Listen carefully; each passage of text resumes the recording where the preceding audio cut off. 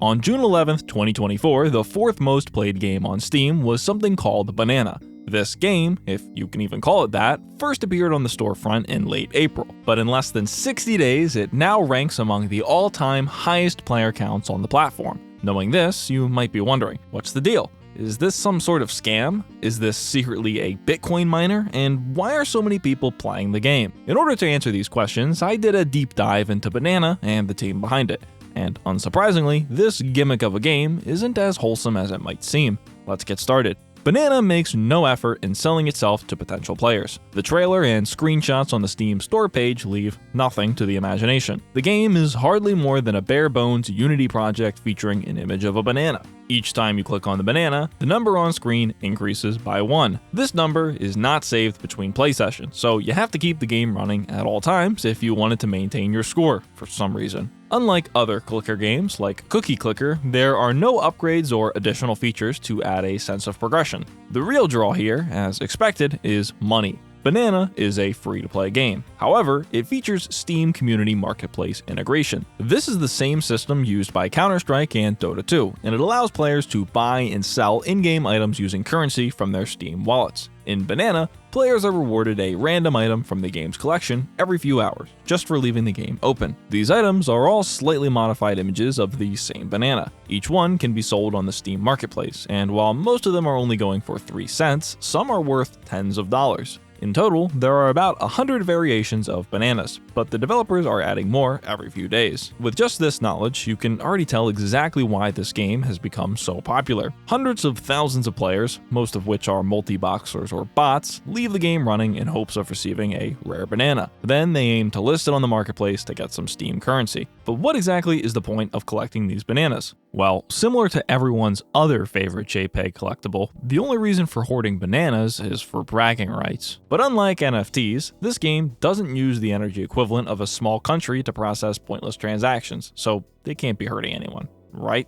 The game itself is exceedingly simple, made using the free version of Unity. It contains 2 asset packs, Layer Labs' The Stone and Bradis's Steam Libraries. The Stone is a simple user interface, and the Steam Libraries asset just enables item drops. The only actions you can perform in-game are clicking on the banana, changing the resolution, or opening the Steam Marketplace. Despite the absolute simplicity of the program, it's received thousands of positive reviews, most of which are banal jokes or memes related to bananas. However, when sorting through the litany of negative reviews, some more serious accusations are raised. Notably, many call this game a crypto miner or a keylogger, but these are common claims levied against any suspicious game on Steam, so I take these with a grain of salt. Regardless, it's best to do some research of our own, just to be safe. Thus began my attempts to reverse engineer Banana. Banana is a game made in Unity, an engine with which I have some experience. Using open source tools, you can reverse engineer the game's compiled C++ code. After a brief review, I couldn't really find anything outwardly suspicious. The game's 60 megabytes of data contains only 3 classes aside from those for Steam integration or the UI asset pack. Those are Item Drop Check, Update Money, and Full Screen Toggle. These do exactly as you would expect, and they account for all 3 of the game's features. The next obvious thing to check would be web traffic. If they were actually collecting user data, as some suspect, then we would likely see some evidence of the game connecting to a remote server. Web traffic can be monitored through a variety of methods, but I just used Wireshark and the Windows command netstat. I'm not going to be showing my results on screen since it would just reveal my IP address, but the actual Banana game doesn't appear to contribute to web traffic at all. You don't even need Steam running to launch the game, and it works just fine when the internet connection is terminated. Any online aspect of the game is handled through its integration with Steam. Banana just tells Steam whenever a certain amount of time's passed and a random item is given to the player. That's it. You only need to click once every 3 hours to be marked as an active user. These Banana rewards are distributed on a fixed interval. As explained by a bot in the game's official Discord server, by opening the game and playing for up to 3 minutes, after that the game checks every 3 minutes if you are eligible for a drop. The game drops a banana every 3 and 18 hours, just make sure to click once at least in these time frames. The poor grammar in this message is a bit confusing, but I left the game running for about 10 minutes and received 3 banana items in my inventory.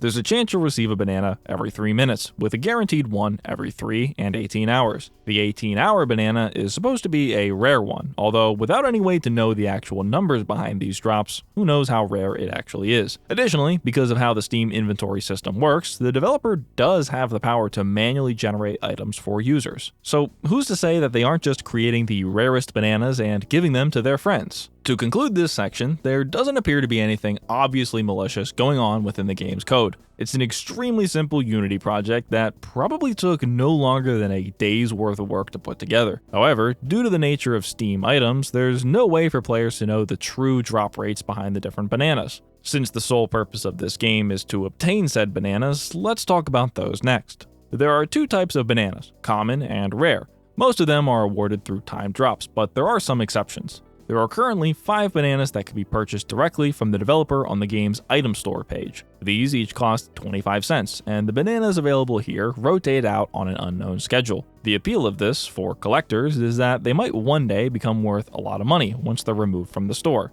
And for the developers, well, it's a consistent source of income. With every single banana being a Steam Marketplace item, they can all be freely bought and sold. This has resulted in a massive banana economy erupting nearly overnight, with hundreds of thousands of trades happening every day. While some rare bananas have been sold for close to $100, the vast majority of them are only going for 3 cents, the lowest possible price. In general, the revenue from a Steam Marketplace transaction is split between the 3 involved parties: the seller, the developer, and Valve.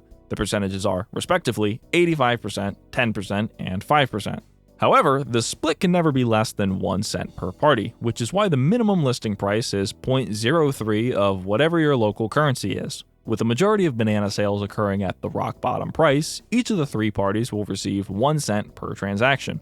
With this information, let's do some math. According to Steam's data, there are currently 228,000 players with banana open on their machine. Every 3 hours, a common banana is dropped, for a total of 8 a day. Each common banana can be sold for 3 cents, so with that 3-way split, the developer can make up to 8 cents per player per day. Assuming every single player successfully sells each banana they receive, the developers and Valve might be making as much as $18,000 a day in revenue, and that's strictly from the marketplace fees. Who knows how much they make from the item shop? While this 5-digit figure is what's been tossed around by media outlets such as Forbes, it's actually quite a generous assumption. In reality, a large portion of Banana's users are Russian, as indicated by posts on the discussion forum. Since 0.03 rubles is a lot less than $0.03, those users are able to access buy and sell orders that US-based users wouldn't be able to see, since the minimum US price is 3 cents. It's kind of confusing, but basically, it's likely that the true revenue is a lot lower, probably closer to $5,000 or $6,000 a day. Still an insane amount of money, of course. Returning to the obvious question, who in their right mind would ever spend money on these useless items? If you're a longtime viewer of my channel, you already know the answer. NFT profile pictures amassed a trading volume in the billions at one point. A percentage of these purchases are collectors for sure, but most of them are just going to speculators. Since every banana is technically limited in supply due to them rotating out of the drop pool, some people think that they might be able to sell the rare bananas in the future for a profit. Obviously, I can't tell the future, but I would be seriously surprised if anybody cared about these a month from now. Aside from collectors and speculators, it's also likely that many of these players are just children looking to get free money. And as someone who was formerly a kid on the internet, I can assure you that I would have done anything to get some free Steam cash. Before we continue on to the next section, I want to make one more point here. Not only does no one know the true rarity of the bananas, but it's also impossible to tell who's behind the marketplace banana sales. Unlike some items on the Steam Marketplace, bananas are considered a commodity. This means that you cannot see the individual marketplace listings for each item. It's entirely possible that a large percentage of the rare bananas are held by the developer and their friends. This would mean that they're able to dump them onto the marketplace whenever they want to cash out. To add even more factors in favor of the devs, all items purchased on the marketplace are subject to a 7-day trade hold. This means that anyone who purchases a banana with the intention of flipping it must wait 7 days. I'm sure that a non-zero number of people have already found themselves left bag holding a bushel of bananas. With all of these aspects combined, it's pretty easy to suspect that there might be some sort of manipulation going on behind the scenes. especially when you consider that the bananas are added and removed from the drop pool on a seemingly random basis, allowing the supply and demand to be changed at the whim of the developer. In order to assuage your fears of missing out, the developers recommend that you join their official Discord server so you never miss a new banana drop. Just like the average crypto scheme, Banana uses Discord as their primary source of communication. With their server hosting over 30,000 members, this community of banana fanatics is ablaze with speculators discussing the hottest new get-rich-quick scheme. Here, users can learn which bananas are added and removed from the drop pool, make peer-to-peer banana trades, or participate in other community events, such as giveaways or live streams. They've also hinted at a potential upcoming offering of banana merch. While none of this is sketchy in its own right, it's worth noting the sheer value brought by owning an active Discord server of this size. The Banana team has direct access to the push notifications for tens of thousands of impressionable users, who are clearly interested in either collecting worthless consumer garbage or getting free money. Again, nothing malicious seems to be happening just yet, but the opportunity is absolutely there. Perhaps the most intriguing aspect of this server is the Banana Design Ideas channel. There's two ways you can look at this. On one hand, it's a great way to get the community involved in the continued development of the game. Well, not like there's much of a game here, but you get the idea. On the other hand, it can be seen as a way for the developers to profit off the work of the community. They don't actually have to put any effort into coming up with new banana designs. They just copy and paste whatever their fans made and plop it up for sale. Not to mention that most of this art features copyrighted material, so this whole thing is really walking a fine line. Nonetheless, it's your average large Discord server. The moderators appear to do a good job keeping things orderly and on topic, and there doesn't appear to be anything unscrupulous or scammy going on at this time. While the server and community within seem to be well behaved, let's turn our eyes to the team behind the project. The Banana Discord server is owned and operated by a user named These Lions. However, the developer and publisher on Steam are listed as Aladdin66, Pony, Sky, and Aesthetic Spartan. All of these users are active moderators within the Banana Discord server. Interestingly, these 4 individuals have published another game on Steam, Lasse Sliden. This game costs $1, and it features 100 achievements and over 300 Steam Marketplace items. Reviews indicate that this is not much of a game at all. Instead, it's an amalgam of free Unity asset packs. There's no objective or interaction. Simply wander around and receive free achievements for pressing different keys on your keyboard. As you leave the game running, you'll also receive Steam Marketplace items, many of which feature random memes or references to friends of the developer. It's clear that this is the same idea as Banana, a nonsense product designed for collectible farmers. This is nowhere near the only game of this type on Steam, however. Ever since Valve introduced customizable Steam profiles, especially the highlighted achievements section, games like this have been popping up left and right. Generally, the achievements feature humorous images or memes and are awarded just by launching the game. Since these titles are usually free or extremely cheap, it's easy for someone to justify purchasing them just for a funny achievement to show on their profile. This same logic applies to the Steam Marketplace items, which can be shown on the profile's Item Showcase section. Personally, I couldn't be bothered to care what my Steam profile looks like, but I can totally see the appeal for these gimmick items and achievements. With this context in mind, it becomes a lot more obvious as to why someone might want to make one of these games. It's one of the most low-effort undertakings you could possibly imagine, yet there is somehow a demand. Returning to Banana, the game was obviously inspired by another similar title uploaded to Steam earlier this year, Egg. This is more of the same thing. A minimum effort, glorified click counter that prints marketplace items. Remember the Banana Discord server owner, These Lions? Well, I managed to find a Steam profile with that exact same name. Currently, they're serving the lifetime sentence of a Steam trade ban. Their profile hosts dozens of comments labeling them as a scammer, but they shared a video claiming to exonerate themselves. The video, uploaded by Counter-Strike YouTuber TDM Jesus, explains the story in detail. In summary, These Lions, as well as some of their friends, participated in a Steam Marketplace pump and dump scheme over 3 years ago. It's as ridiculous as it sounds, but to summarize, they allegedly received thousands of free Steam Marketplace items for their friend's game. These items were, funnily enough, named Bitcoin, and they belonged to a game called Run. At one point, some unaffiliated user bought every single one of these items for sale as a joke, totaling less than $50. This sudden spike in trade volume caused the item to briefly be shown on the front page of the Steam Marketplace. This spotlight would attract the attention of curious marketplace browsers, who would begin to buy Bitcoin at an increasingly higher price. Since These Lions and the other friends of the developer held millions of these items, they had complete control over the supply, and thus the price. Pretty much every single sale was from the inventories of These Lions and their associates. But just a few days later, Valve would intervene.